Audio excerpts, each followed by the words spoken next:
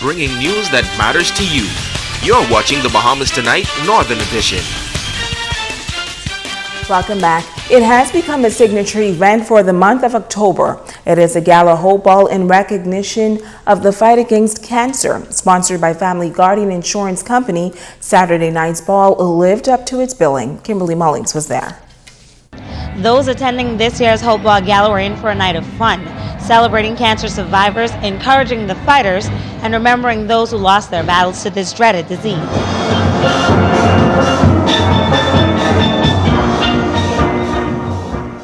An impressive turnout on Saturday night for the 2015 Hope Ball Gala at the ballroom of the Grand Lucayan. Residents turned out to show their support in the fight against cancer. The Minister for Grand Bahama, the Honorable Dr. Michael Darvas, says as a physician, he's mindful of the effects of cancer and commends the Grand Bahama Cancer Society for their successful fundraising efforts. What we have in the community are people from various different socioeconomic backgrounds being diagnosed with breast cancer and various types of cancer. And sometimes they need support. They need educational support. They need support, medical support. They also need family support. Particularly when you're diagnosed, there's a lot of issues, a lot of things go on in your mind.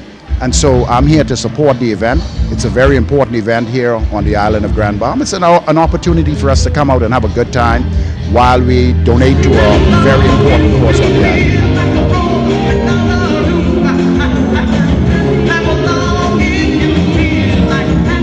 2015 Hope Ball Gala attendees Claire Bellot, Dr. Latoya Lucas, and Ricardo Russell are pleased with the work of the Grand Bahama Cancer Society, noting that it provides a sense of hope and encouragement for those affected by the disease.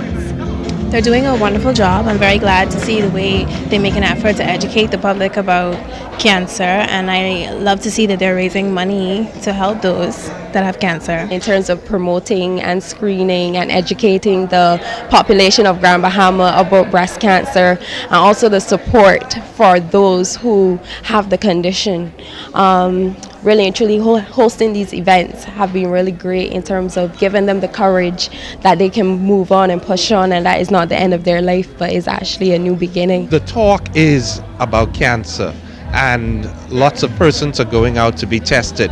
There are some things that needs to be done, like there needs to be a hospice where persons could be done, but I guess with events like this, that is what will happen. For many in attendance, the ball has become an annual event, but then there were others like Candace Munker who were participating for the very first time. She told me that it's an excellent event.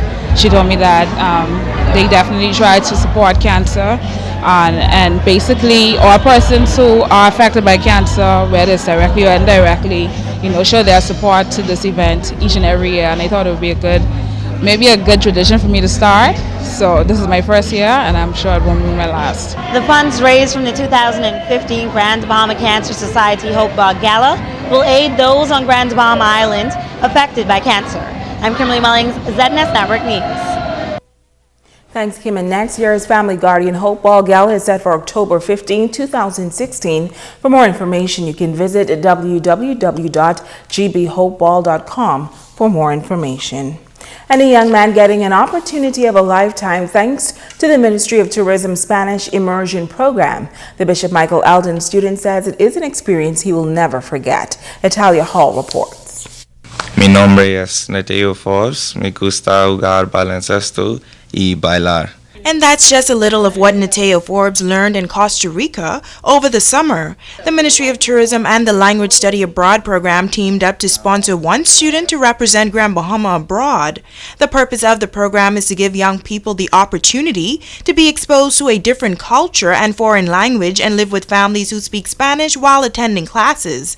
Neteo says when he first got the call from his mother, it was unbelievable. She just said, I have something to tell you. I said, well, you're making me nervous. And then she told me, she said, well, you're going to Costa Rica Ministry of Tourism, just call, they're going to pay for it. So I said, man, I just wake up and now you telling me something like this. I say, man, you got to be joking. But she told me, she said, no, I was serious. So at that point, I thought, okay, it must have been true. And I just hung up the phone and started dancing in my room. I just couldn't believe it. I was so ecstatic just to be going somewhere like Costa Rica. That's probably somewhere a lot of persons never been. So I definitely didn't want to take the opportunity for granted. Neteo shares some of his journey while in Costa Rica. When I first got there, it took a while to adjust because, as you know, it's a Spanish-speaking country. So, I was expecting everything to be, written in Spanish and whatnot. It was can take a while to adjust, but it was easier than I thought. The people are really loving. When I went to class, first we had to do a test. They placed me in the intermediate class, so that means I did well on the test. And then classes were good, interactive. The teachers, they made sure that you learn. Nateo says he has big dreams after high school and it's important to know a second language as he plans to have the country's top post someday. I think learning another language is important because, English isn't the only language in the world. You have to network with other persons, and the only way you could do that is if you meet them with their requirements. And, a lot of persons speak Spanish, French, whatever it be, so it just would be better to have a level playing field and you could communicate with those persons because, like I say, I want to be Prime Minister. It'll be better to just say I could speak Spanish or wherever. When I have to travel, I could communicate with these persons adequately. Assistant Manager of the Ministry of Tourism, Corinda Swain, says they are proud of his achievement. It's always good to see young, ambitious men, doing positive things, and we wish him all the best in the future. And we trust that he would take this opportunity and, run with it. Italia Hall, ZNS Network News. In other news, victims of Hurricane Joaquin, the Jack Hayward High School and the Wheelchair Foundation are among those to receive help through the Rotary Club of Lucayas of Freeport, that is, Signature Wine and Cheese Affair. A cross-sector of the community prepare to attend the event. President Othniel Pinder says funds derived will help those who are unable to help themselves. Part of the proceeds will go towards the Grand Bahama Rotary Wheelchair Foundation that is headed by one of our very own Rotarian, Steve Gunn. It will also go towards the purchase of computers for the 8 Maroc High School. And finally, part of the proceeds would also be awarded for the hurricane relief effort for the central and southern Bahamas.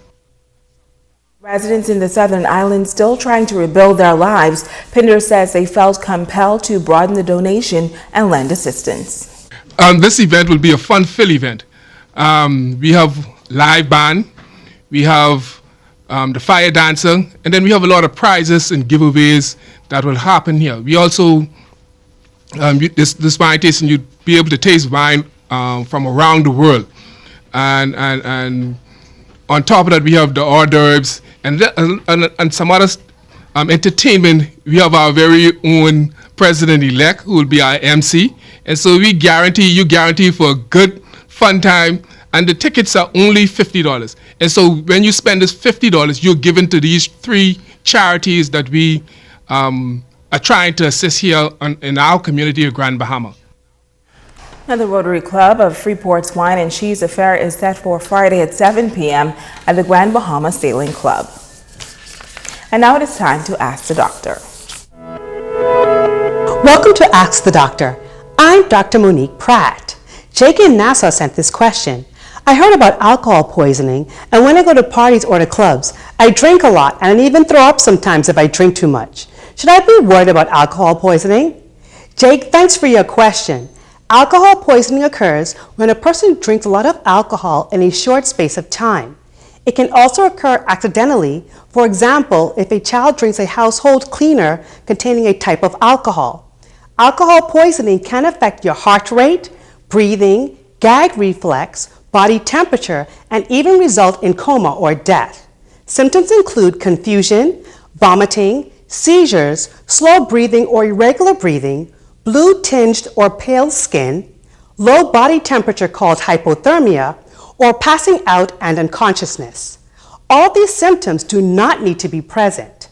But if you or someone in your presence has 2 or more of these symptoms, please seek emergency medical treatment. Alcohol poisoning is not the only consequence of drinking too much. Drinking and driving can put your life and the lives of others at risk. Abusing alcohol can create long-term medical, emotional, and social problems as well. If you drink, drink in moderation and drink responsibly. If you think you may have a problem with alcohol, please speak to someone. Help is available. I'm Dr. Monique Pratt, and this has been Ask the Doctor. Stay with us. Ricardo Liveborn has a check on sports when we come back.